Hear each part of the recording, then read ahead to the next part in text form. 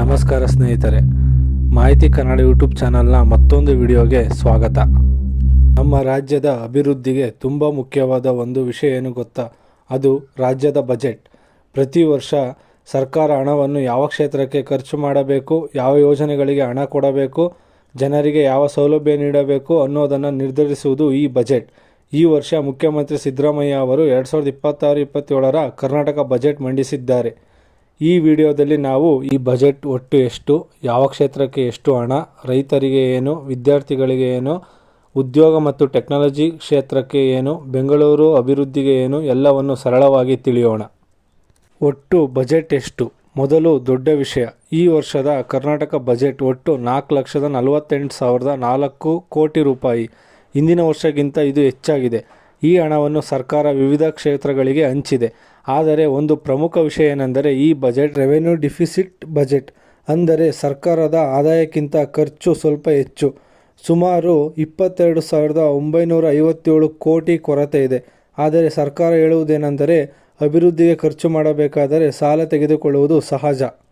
ಕರ್ನಾಟಕ ಆರ್ಥಿಕ ಸ್ಥಿತಿ ಇನ್ನೊಂದು ಮುಖ್ಯ ಮಾಹಿತಿ. ಕರ್ನಾಟಕದ ಒಟ್ಟು GDP ಸುಮಾರು 33.5 ಲಕ್ಷ ಕೋಟಿ. ರಾಜ್ಯದ ಸಾಲ ಸುಮಾರು GDPಯ 24.9% ಇದೆ. ಮೊದಲಿಗೆ ಗ್ಯಾರಂಟಿ ಯೋಜನೆಗಳು. ಕರ್ನಾಟಕದಲ್ಲಿ ಈಗ ದೊಡ್ಡ ಚರ್ಚೆಯ ವಿಷಯ ಏನು ಗೊತ್ತಾ? ಗ್ಯಾರಂಟಿ ಯೋಜನೆಗಳು. ಉದಾಹರಣೆಗೆ ಗೃಹಜ್ಯೋತಿ, ಅನ್ನಭಾಗ್ಯ, ಮಹಿಳೆಯರಿಗೆ ಉಚಿತ ಬಸ್ ಪ್ರಯಾಣ, ಗೃಹಲಕ್ಷ್ಮಿ. ಈ ಯೋಜನೆಗಳಿಗೆ ಸರ್ಕಾರ ಈಗಾಗಲೇ ಸಾವಿರಾರು ಕೋಟಿ ಖರ್ಚು ಮಾಡುತ್ತಿದೆ. ಈ ವರ್ಷವೂ ಇಂದಿರಾ ಫುಡ್ ಕಿಟ್ ಯೋಜನೆಗೆ 6,200 ಕೋಟಿ ನೀಡಲಾಗಿದೆ. ಈ ಯೋಜನೆಯ ಮೂಲಕ ಪ್ರತಿ ತಿಂಗಳು ಕುಟುಂಬಗಳಿಗೆ ಅಕ್ಕಿ ಜೊತೆಗೆ ಬೇಳೆ, ಸಕ್ಕರೆ, ಉಪ್ಪು, ಎಣ್ಣೆ ಹೀಗೆ ಆಹಾರ ವಸ್ತುಗಳು ನೀಡಲಾಗುತ್ತದೆ. ರೈತರಿಗೆ ಏನು ಸಿಗುತ್ತದೆ? ಈ ಬಜೆಟ್ನಲ್ಲಿ ರೈತರಿಗೆ ಕೂಡ ಹಲವಾರು ಯೋಜನೆಗಳಿವೆ. ಉದಾಹರಣೆಗೆ 1.30 ಲಕ್ಷ ರೈತರಿಗೆ ವರ್ಷಕ್ಕೆ 5,000 ಸಹಾಯ, ಕೃಷಿ ವಿದ್ಯುತ್ ಪಂಪ್ಗಳಿಗೆ ವಿದ್ಯುತ್ ಸಬ್ಸಿಡಿ, SC/ST ರೈತರಿಗೆ ವಿದ್ಯುತ್ ಶುಲ್ಕದಲ್ಲಿ 50% ರಿಯಾಯಿತಿ, ಹಾಗೆ ಕೃಷಿ ಅಭಿವೃದ್ಧಿಗಾಗಿ ಕೃಷಿ ವಿಸ್ತಾರ ಯೋಜನಾ, ಮಿಲ್ಲೆಟ್ ಉತ್ಪಾದನೆ ಉತ್ತೇಜನ, ಪರಿಸರ ಸ್ನೇಹಿ ಕೃಷಿ ಯೋಜನೆಗಳು ಇವುಗಳನ್ನು ಘೋಷಿಸಲಾಗಿದೆ. ಗ್ರಾಮೀಣ ಅಭಿವೃದ್ಧಿ. ಗ್ರಾಮೀಣ ಪ್ರದೇಶಗಳಿಗೂ ಸರ್ಕಾರ ದೊಡ್ಡ ಯೋಜನೆಗಳನ್ನು ಘೋಷಿಸಿದೆ. ಜಲ್ ಜೀವನ್ ಮಿಷನ್, ಗ್ರಾಮಗಳಲ್ಲಿ ಮನೆ ಮನೆಗೂ ನೀರು ಕೊಡಲು 10,433 ಕೋಟಿ ನೀಡಲಾಗಿದೆ. ಇದರ ಜೊತೆಗೆ ಪ್ರಗತಿ ಪಾಥ್ ಸ್ಕೀಮ್, ಗ್ರಾಮೀಣ ರಸ್ತೆ ಅಭಿವೃದ್ಧಿಗೆ 500 ಕೋಟಿ. ಇದರ ಮೂಲಕ ಸುಮಾರು 7,000 ಕಿಲೋಮೀಟರ್ ಗ್ರಾಮೀಣ ರಸ್ತೆಗಳು ಅಭಿವೃದ್ಧಿಯಾಗುತ್ತವೆ. ಆರೋಗ್ಯ ಕ್ಷೇತ್ರಕ್ಕೂ ಸರ್ಕಾರ ಹಣ ಹೆಚ್ಚಿಸಿದೆ. 900 ಕೋಟಿ ಹಣವನ್ನು ನೀಡಲಾಗಿದೆ. ಇದರ ಜೊತೆಗೆ ಹೊಸ ಆಸ್ಪತ್ರೆಗಳು, ಹೊಸ ಮೆಡಿಕಲ್ ಕಾಲೇಜ್ಗಳು, ಸೂಪರ್ ಸ್ಪೆಷಾಲಿಟಿ ಆಸ್ಪತ್ರೆಗಳು ಇವುಗಳನ್ನು ನಿರ್ಮಿಸಲು ಯೋಜನೆ.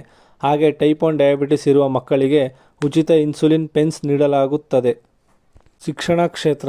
ಶಿಕ್ಷಣಕ್ಕೂ ಈ ಬಜೆಟ್ನಲ್ಲಿ ದೊಡ್ಡ ಹೂಡಿಕೆ ಇದೆ. ಉದಾಹರಣೆಗೆ 40 ಸರ್ಕಾರಿ ಕಾಲೇಜುಗಳು ಅಭಿವೃದ್ಧಿಗೆ 2,500 ಕೋಟಿ.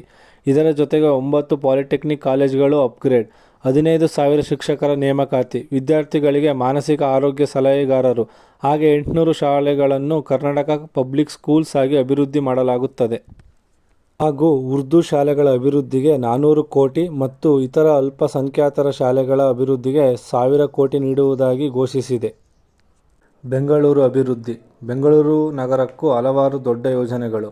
ಉದಾಹರಣೆಗೆ 450 ಕಿಲೋಮೀಟರ್ ರಸ್ತೆಗಳ ವೈಟ್ ಟಾಪಿಂಗ್ 3,000 ಕೋಟಿ, ಹೆಬ್ಬಾಳ್ ಮೇಕ್ರಿ ಸರ್ಕಲ್ ಕಾರಿಡಾರ್ 2,250 ಕೋಟಿ, ಹೊಸ ಮೆಟ್ರೋ ಮಾರ್ಗಗಳು 41 ಕಿಲೋಮೀಟರ್, ಹಾಗೆ ಹೊಸ 80 ಸೀಟಿಂಗ್ ಕೆಪಾಸಿಟಿ ಕ್ರಿಕೆಟ್ ಸ್ಟೇಡಿಯಂ ಕೂಡ ನಿರ್ಮಾಣವಾಗಲಿದೆ. ವಿಮಾನ ನಿಲ್ದಾಣ ಅಭಿವೃದ್ಧಿ. ರಾಜ್ಯದ ವಿಮಾನ ಸಂಪರ್ಕವನ್ನು ಹೆಚ್ಚಿಸಲು 7 ಡೊಮೆಸ್ಟಿಕ್ ಏರ್ಪೋರ್ಟ್ಸ್ ಅಭಿವೃದ್ಧಿಗೆ 1,593 ಕೋಟಿ. ಈ ಯೋಜನೆಗಳಲ್ಲಿ ವಿಜಯಪುರ, ಶಿವಮೊಗ್ಗ ಹೀಗೆ ಹಲವು ನಗರಗಳಲ್ಲಿ ಅಭಿವೃದ್ಧಿ ಮಾಡಲಾಗುತ್ತದೆ. ಟೆಕ್ನಾಲಜಿ ಮತ್ತು AI.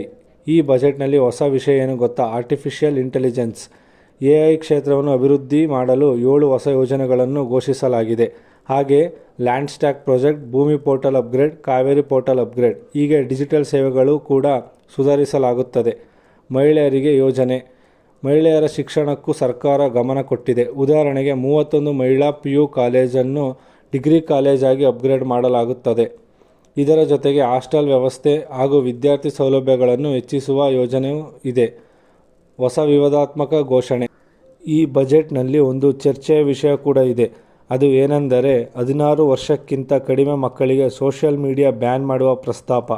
ಮೊಬೈಲ್ ಬಳಕೆ ಮಕ್ಕಳ ಮೇಲೆ ಕೆಟ್ಟ ಪರಿಣಾಮ ಬೀರುತ್ತದೆ. ಎಂಬ ಕಾರಣದಿಂದ ಈ ಪ್ರಸ್ತಾವನೆ ಬಂದಿದೆ.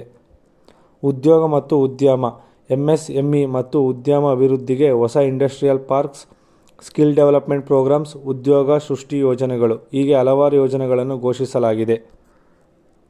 ಬಜೆಟ್ನ ಮುಖ್ಯ ಗುರಿ. ಈ ವರ್ಷದ ಬಜೆಟ್ನ ಮುಖ್ಯ ಉದ್ದೇಶ ಸಾಮಾಜಿಕ ಕಲ್ಯಾಣ, ಗ್ರಾಮೀಣ ಅಭಿವೃದ್ಧಿ, ಉದ್ಯೋಗ ಸೃಷ್ಟಿ, ಟೆಕ್ನಾಲಜಿ ಅಭಿವೃದ್ಧಿ, ಮೂಲ ಸೌಕರ್ಯ ಈ 5 ವಿಷಯಗಳ ಮೇಲೆ ಸರ್ಕಾರ ಹೆಚ್ಚು ಗಮನ ನೀಡಿದೆ. ಅಲ್ಲಿ ಹೇಳಬೇಕೆಂದರೆ 2026-27 ಕರ್ನಾಟಕ ಬಜೆಟ್ ಜನರಿಗೆ ಕಲ್ಯಾಣ ಯೋಜನೆಗಳು, ಅಭಿವೃದ್ಧಿ ಯೋಜನೆಗಳು ಒಟ್ಟಿಗೆ ಸಮತೋಲನದಲ್ಲಿ ನೀಡಲು ಪ್ರಯತ್ನ ಮಾಡಿದೆ. ಆದರೆ ಇದರ ಪರಿಣಾಮ ರಾಜ್ಯದ ಆರ್ಥಿಕ ಸ್ಥಿತಿಗೆ ಹೇಗೆ ಆಗುತ್ತದೆ ಅನ್ನೋದು ಮುಂದಿನ ವರ್ಷಗಳಲ್ಲಿ ಗೊತ್ತಾಗಲಿದೆ. ಸ್ನೇಹಿತರೆ, ಈ ಮಾಹಿತಿ ನಿಮಗೆ ಉಪಯುಕ್ತವಾದಲ್ಲಿ ವಿಡಿಯೋಗೆ ಲೈಕ್ ಮಾಡಿ, ನಮ್ಮ ಮಾಹಿತಿ ಕನ್ನಡ ಚಾನಲ್ನ ಸಬ್ಸ್ಕ್ರೈಬ್ ಮಾಡಿ. ಧನ್ಯವಾದಗಳು. ಜೈ ಹಿಂದ್, ಜೈ ಕರ್ನಾಟಕ ಮಾತೆ.